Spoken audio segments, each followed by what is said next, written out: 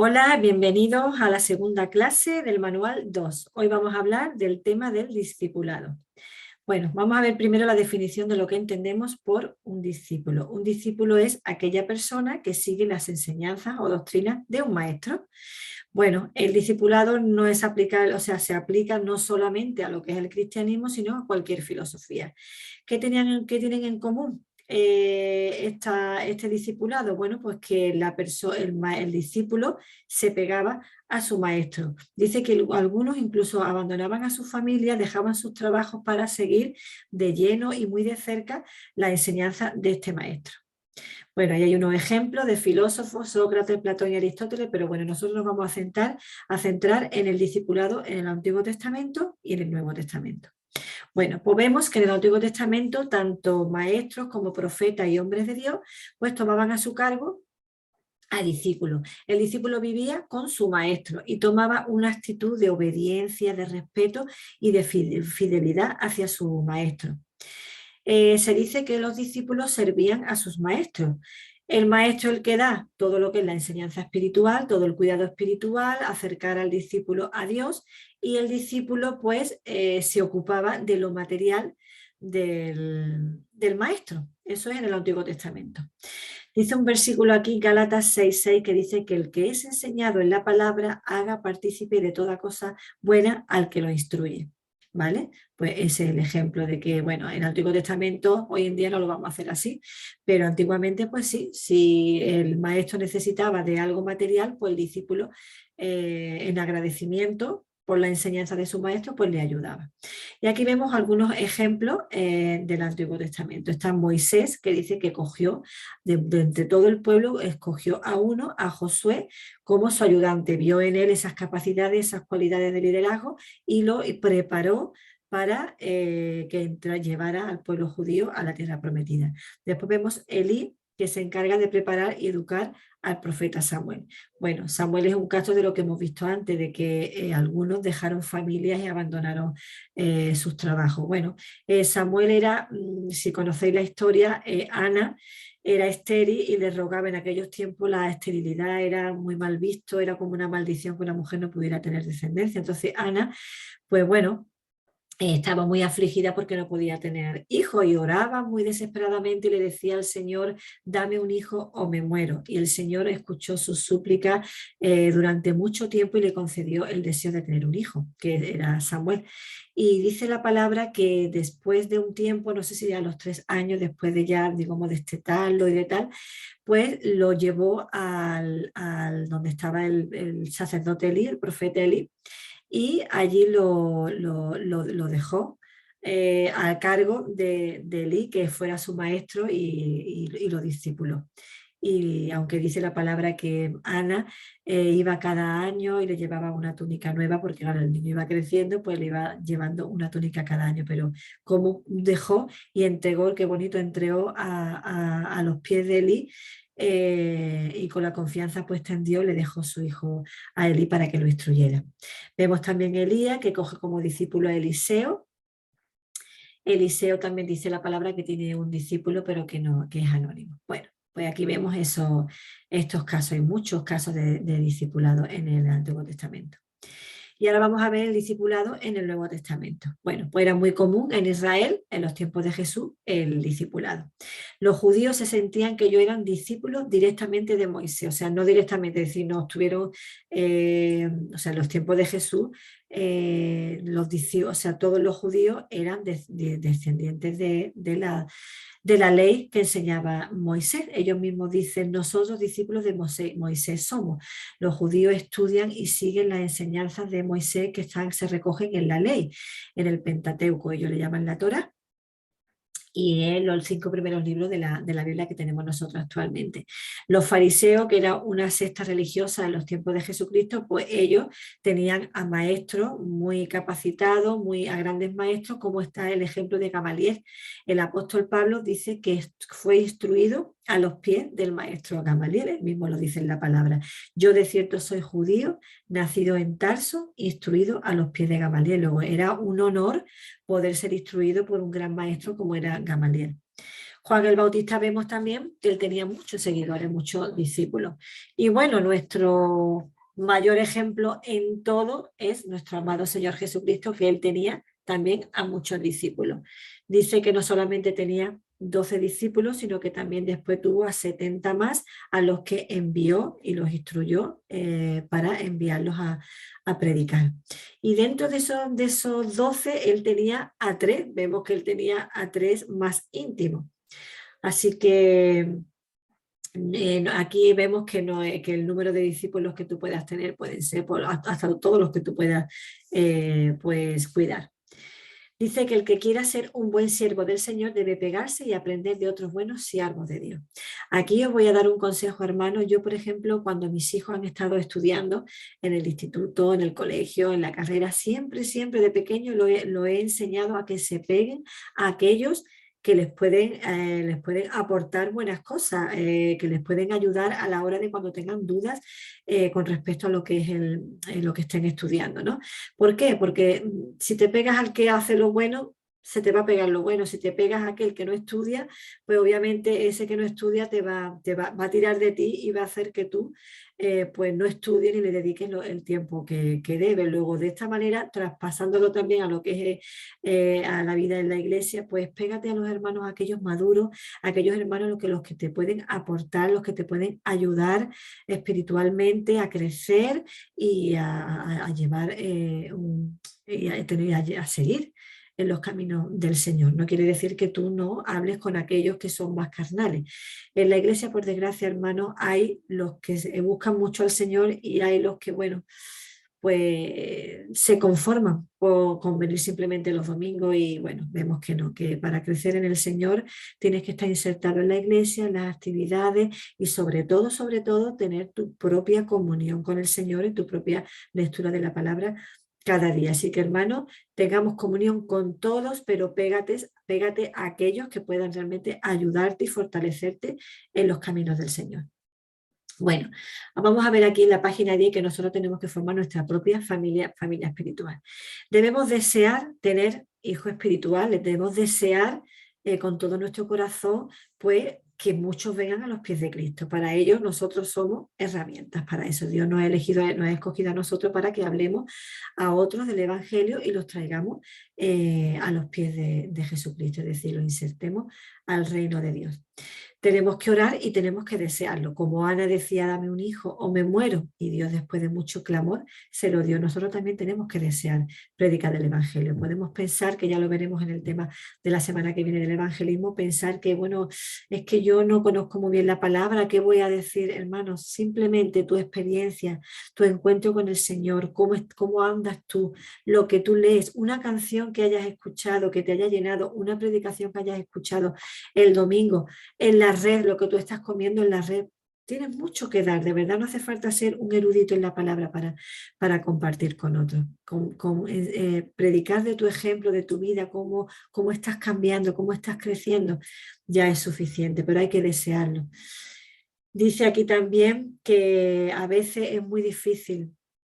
Estás predicándole a una persona, ¿no? Y con mucho esfuerzo, con mucha dedicación, dando mucho de tu tiempo, negándote mucho de tus cosas para poder estar con esa persona y después ese discípulo no responde, no llega nunca a venir a la iglesia, pero bueno, nunca, nunca, nunca es en vano todo lo que tú puedas sembrar en una persona. El Espíritu Santo es el que convence, pero tú de lo que comes, de lo que tienes, es de lo que le va a dar. Y si esa persona al final no quiere seguir en los caminos del Señor, pues bueno, pues tú los deja estar y punto. Pero que tú puedas estar siempre ahí para cuando ese hermano te necesite, porque no podemos obligar a nadie.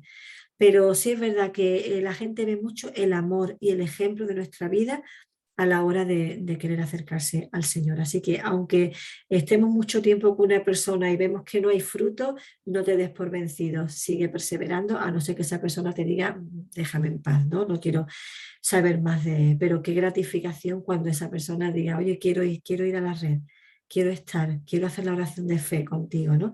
Qué bonito, ¿no? O sea que siempre merece la pena el esfuerzo y siempre en el amor del Señor. Y bueno, ¿cómo cuidamos a ese recién nacido? Pues igual que una madre cuando tiene un hijo, se cuida a ella Es decir, se alimenta bien para poder darle ese pecho, para tener fuerza, porque va a pasar malas noches, va a descansar menos. Esa persona tiene que comer y alimentarse bien para cuidar a ese bebé. Pues de igual forma, hermano, tú tienes que cuidarte espiritualmente, buscar de la palabra cada día, orar y para poder dar de comer a ese recién nacido, para poder darle ese alimento espiritual que el bebé necesita. Así que es importante lo que, como tú comas, para poder darle a ese bebé. Y bueno, tenemos que tener una actitud como de padre espiritual, es decir, velar por ellos, orar mucho por ellos, cuidarlos, preocuparnos, llamarlos. Estar pendiente de ellos, saber si están pasando alguna necesidad, es decir, estar muy, muy pendiente de ellos. Vale. Y debemos ser ejemplo, como he dicho antes, con nuestra propia vida. La mayor forma de predicar es con el ejemplo, que ya lo veremos en el tema de evangelismo, en el tema 3 de la semana que viene. Debemos dar ejemplo de nuestros hijos. Hemos dicho que hacemos hijos espirituales de Cristo, pero si nosotros transmitimos a Jesucristo con nuestros actos y con nuestras palabras, pues ellos nos van a imitar a nosotros. Es verdad que no hacemos discípulos nuestros, ¿vale? Que esto quede claro, hacemos discípulos de Jesús, pero si ven en nosotros a Jesús, pues van a seguir nuestro ejemplo como maestros, ¿vale? Como discipuladores. Muy bien. ¿Cómo hacemos discípulos hoy en día? Pues prácticamente de la misma manera, aunque bueno, no vamos a, como en en el Antiguo Testamento, en el que el maestro, pues las cosas materiales eran servidas por sus discípulos. No lo vamos a hacer porque hoy, gracias a Dios, tenemos pues, bueno, nuestros trabajos y nuestras economías, pero bueno, más o menos sí, ahora lo vamos a ver. Somos pescadores de hombres, dice aquí la palabra. Bueno, tú echas una red, ahí dice el versículo Mateo 4:18, y les dijo, venid en pos de mí y os haré pescadores de hombres. Eso no lo dice el mismo Jesucristo a nosotros en su tiempo, a sus discípulos, y nos lo dice hoy en día, porque la palabra está viva y todo lo que leemos en la palabra es para nosotros también. Bueno, cuando uno va a pescar, que echa unas redes, ¿no? O una caña o echa las redes, ¿no? Aquí está el ejemplo de las redes, porque en aquellos entonces se pescaba con redes. Tú echas la red al mar y bueno, entran muchos peces, ¿vale? ¿Y qué es lo que ocurre si hay un agujero en esa red? Pues que algunos peces se van a escapar por esa red. ¿Cuáles son las redes hoy en día? Pues son las reuniones de casa, es lo que nosotros le llamamos redes. Entonces, qué importante que la red esté bien entretejida, que no tenga agujeros y que esté funcionando bien. Es el mejor lugar donde podemos traer por primera vez a alguien al que tú le estés hablando, al que tú estés discipulando, lo que tú estés, no sé, preocupándote por ella y hablándole del Señor. Es el mejor lugar donde tú puedes traerlo a la red. Primeramente, a lo mejor tú empiezas pues tomando un café con él, o vas a su casa, o lo invitas a tu casa a comer, a cenar y hablas y demás, o da un paseo. Y el siguiente paso sería insertarlo en una red que es más fácil, es un lugar más cómodo, como vimos la semana pasada, donde somos menos personas y a la que tú traes se va a sentir más cómoda para abrir su corazón y hablar pues, de sus necesidades. Entonces, dentro de una red, que ya veremos que habrá una asignatura, que es una iglesia en redes, donde una red no es una simple reunión, donde uno habla y los demás escuchan. Ya veremos que en una red está el guía, el ayudante de guía, el adorador, el anfitrión, en fin, cada uno dentro de la red va a tener una función. ¿Para qué? Para que cuando venga el nuevo se sienta en un lugar bien atendido, bien cómodo, donde él pueda expresar. No hay una sola persona a la que habla, sino que todos participamos, de que todos compartimos de una comida, puede ser, o bueno, de la adoración, de una oración. En fin, que todo esté bien enjaretrado, que esa red no haya agujeros por ninguna parte. ¿Por qué digo agujero? Porque a veces se puede dar, y a mí me ha pasado en mis comienzos de mi vida como cristiana, donde en una reunión de casa, pues al final se ha llegado un momento en que solamente se ha hablado de problemas, incluso se ha estado hablando, incluso, yo qué sé, imagínate tú hablando de política, o murmurando simplemente, o criticando cosas, y esa persona que viene con una necesidad espiritual, con una necesidad, con un hambre de Dios, se encuentra que hay un lugar donde allí no está recibiendo nada espiritual. O sea, tenemos que tener mucho cuidado en lo que hablamos, en lo que hacemos dentro de la red. Por eso, como ya lo veremos, que cada uno tenga una función. Y cuando dice también el ejemplo de las redes, cuando las redes están unas redes fuertes donde no hay agujeros, y hay ejemplos en la Biblia donde Jesús le dice a los apóstoles que a ellos, a sus discípulos, que echaran las redes, y empezaron a llenar las redes y casi se salían los peces de tanto que pescaron. Tuvieron que venir otras barcas a juntarse para poder ayudar a sacar todos esos peces. Pues igual, cuando nuestra red se llene de gente, pues ya veremos que se tiene que multiplicar. Dividimos, digamos, se multiplican, pero se divide la red en más, y tú como guía, que te estás preparando como guía, tú o cualquier otro, puede llevar esa otra casa, porque se trata de que pesquemos a muchas personas y que traigamos a muchos peces al reino de Dios. Y aquí vemos ocupándonos unos de otros. Ya lo hemos dicho, tenemos que ocuparnos de los que traemos a la red, a la iglesia. Bueno, aquí vemos en la página 12 un ejemplo que habla de Moisés, porque bueno, sabemos que en el desierto Moisés, esos 40 años que estuvo dando vueltas el pueblo antes de entrar en la tierra prometida, pues bueno, eran miles de personas.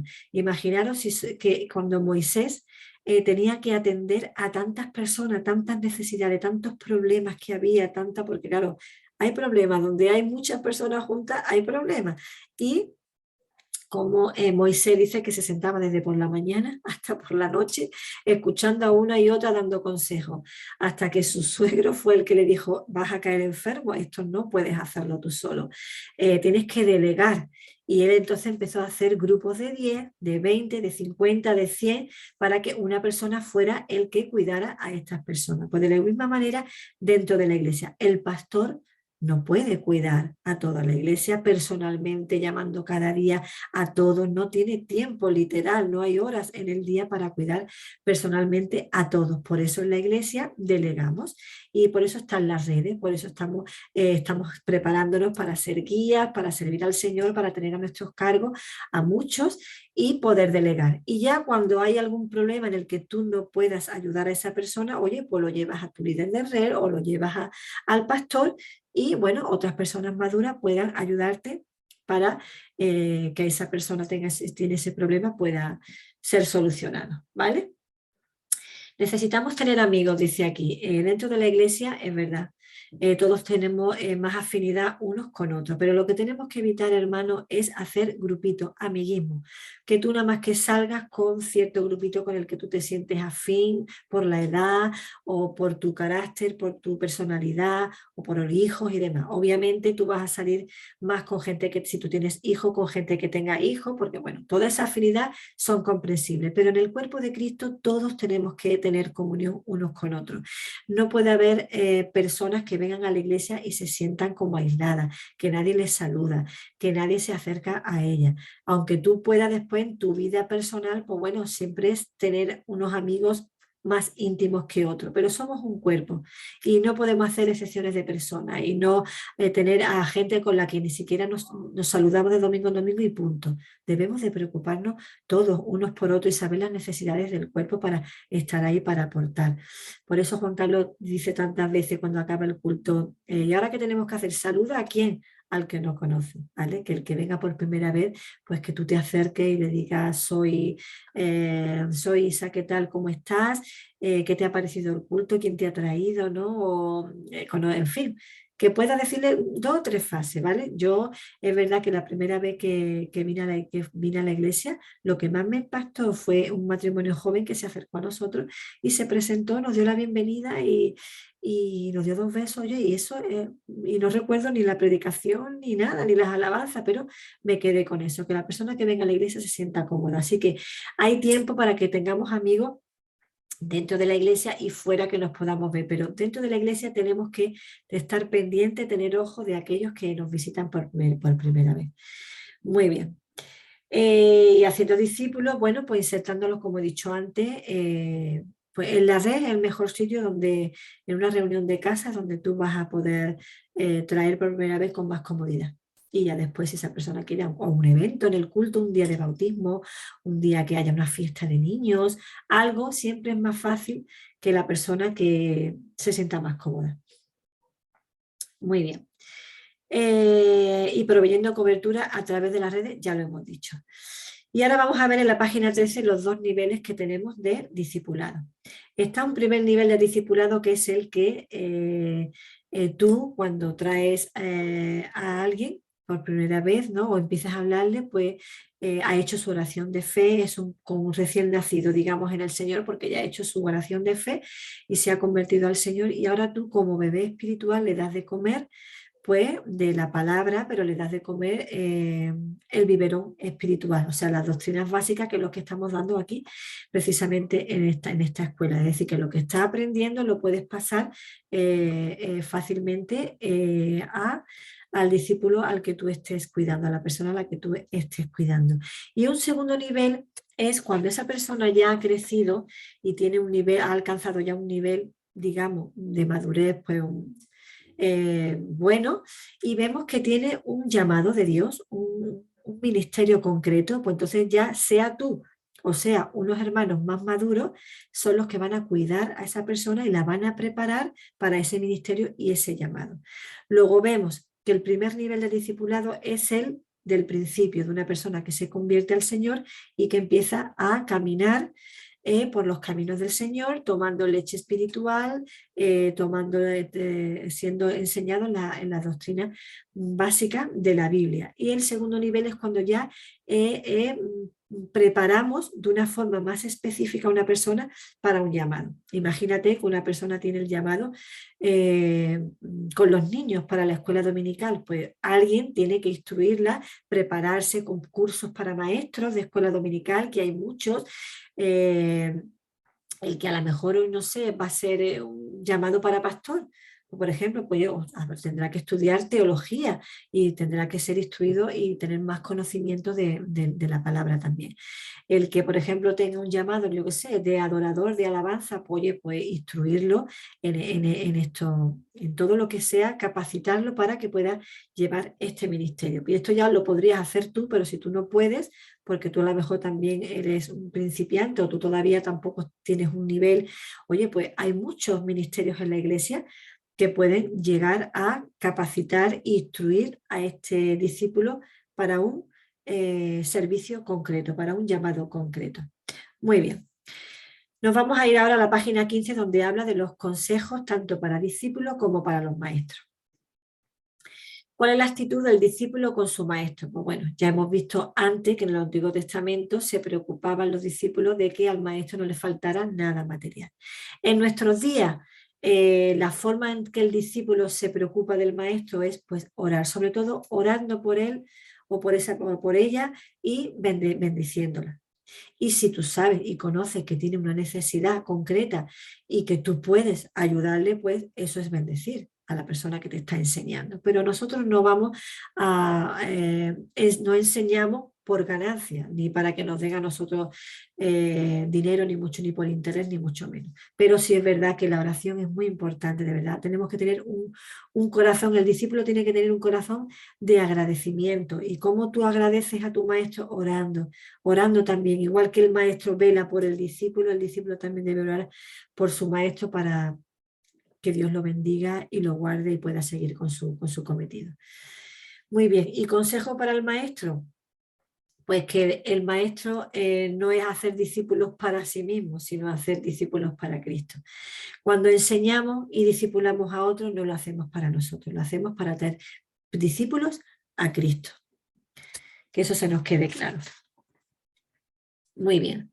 En la página 16 vemos pues, que debemos evitar ciertas cosas y ahora lo vamos a ver. Debemos evitar los celos. No puede haber celos entre nosotros, que haya alguien que a lo mejor tenga más discípulos que tú o gente que busque más para hablar y para pedir consejo a uno más que a ti. Eso no nos revela, nos debe de alegrar el saber que esa persona tiene esas capacidades y Dios las está usando con muchísima gente, ¿no? O sea, celos ninguno. Rechazar la competencia, no tenemos que competir unos con otros. Tú eres llamado para una cosa, el fulanito va a ser llamado para otro. Tú tienes unos dones, fulanito tiene otros dones, tú tienes unas capacidades y el otro va a tener otras capacidades. Dios te va a demandar a ti en función de tus de tus dones y en función de tus capacidades. Si tú tienes un 60%, no te va a pedir un 100 si tú nada más que puedes llegar hasta un 60%. O sea, pero todos tenemos que servir, todos tenemos que evangelizar, todos tenemos que desear, como hemos dicho antes, tener discípulos, pero nunca, nunca competir con el hermano acerca de un ministerio. Tú haz lo que el Señor te está pidiendo a ti, no te fijes en lo que Dios le está pidiendo al otro. Es que fulanito de tal, yo veo que predica muy bien y que la verdad tiene... Desea tú obedecer lo que Dios te está pidiendo a ti, ¿vale? Que nunca haya competencia entre nosotros. Y aprender a escuchar. Obviamente, para discipular a alguien, lo primero es que hay que saber escuchar. No podemos ir nada más que hablar tú y tú y hablar del Señor, y a lo mejor esa persona llega a la red y lo primero que quiere es expresar pues sus necesidades o abrir su corazón porque esté pasando un, no sé, un problema o bueno, sus inquietudes o las preguntas que tenga con relación a lo espiritual, ¿no? Que le dejemos hablar, que le dejemos compartir. Y después, como hemos dicho antes en la red, pues bueno, no una sola persona la que va a hablar, sino que entre todos podamos aportar de nuestras experiencias para ayudar a esa persona que viene. Muy bien. Y como conclusión, bueno, pues decimos que el número de discípulos no se debe limitar. Es decir, como vemos, Jesús tenía a 3 íntimos, después preparó a 12 y después tenía 70 a los que envió. Lo lógico es que si el grupo, cuanto más reducido el grupo, tú te vas a poder dedicar más personalmente a esas personas. Si quedas a tomar café, pues bueno, en una cafetería pues con 20 iba a ser difícil que tú pudieras personalmente escuchar a cada uno, ¿no? Pero si puedes, si tu vida te lo permite, oye, que puedes hacer un discipulado, que tengas a 20 discipulados, a 20 discípulos, pero no al tenerlos a todos juntos, sino que un día te ves con 5, otro día te ves con 4, pues gloria a Dios. Gloria a Dios, cuanto más discípulos vengan a los pies del Señor, mejor. Pero bueno, con que tengas un solo discípulo ya es un logro. Aunque cada uno de nosotros tuviéramos un discípulo para traer al Señor, pues fíjate, si imagínate en un año ese discípulo está preparado a su vez para traer a discípulos. Muy bien. Todos nuestros discípulos no tienen el nivel espiritual, pues bueno, como pasa en la escuela en la que estamos dando, pues algunos acabáis de convertir hace poco y otros lleváis mucho tiempo en el Señor, en el Evangelio. Bueno, pero eso no impide que estemos en la misma escuela y que estemos aprendiendo y recordando. Pues algunos estamos recordando las doctrinas básicas y otros las estáis aprendiendo. ¿Qué es lo que ocurre? Yo personalmente llevo muchos años en el Evangelio, pero aprendo cada viernes con vosotros de cualquier cosa que vosotros compartís, incluso al repasar las doctrinas que me tengo que preparar para vosotros, pues sigo aprendiendo porque esta vida cristiana es aprendiendo cada día, de verdad, no lo sabemos todo para nada, ni por ser pastores lo sabemos todo, estamos aprendiendo día a día. Así que el nivel, tú puedes tener a 5 personas que estás discipulando y unas acaban de empezar y otras ya llevan ya un tiempo, no importa, a cada uno tú le darás pues lo que necesita. Así que eso no es lo importante. Y dedicarles tiempo y atención, es lo que hemos dicho. Tú no puedes traer a alguien a la iglesia y lavarte las manos y que sean otros, ¿no? A no ser que, como hemos dicho antes, por problemas de trabajo o por tiempo tú no puedas, ¿no? Pero bueno, sí siempre vas a poder orar por esa persona a la que tú le has predicado y has traído a la iglesia o a una red, aunque sea a lo mejor el guía de la red quien le cuide, pero tú sí puedes cuidarle con una hora, con oración y con llamadas. ¿Cómo te va? ¿Cómo estás? ¿Cómo te está yendo a la red? Porque, en fin, que tú te preocupes por esa persona. Muy bien, pues hemos terminado el tema 2 del discipulado y bueno, como siempre, pues un placer compartir con vosotros el tema y nada, ya sabéis que tenéis que hacer los ejercicios y nos vemos la semana siguiente con el siguiente tema. Que Dios bendiga. Un abrazo, un besito para todos. Chao.